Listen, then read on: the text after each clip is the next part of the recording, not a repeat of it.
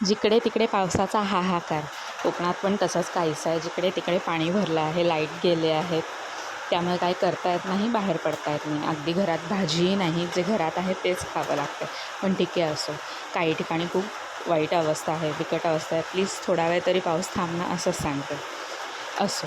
त्यात मी 2025चं maths reasoning solve केलं, कारण आता थोडे सध्या टॉपिक झालं तर म्हटलं बघूया की आपलं किती झालं आहे, किती येतं आहे.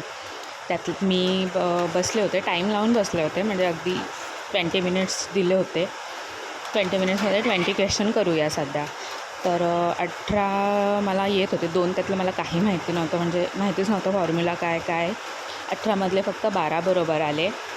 पण कुठेतरी थोडं बरं वाटलं, बिकॉज आधी स्कोर फक्त रिझनिंगचा यायचा, मॅथ्स यायचं नाही मला एवढं.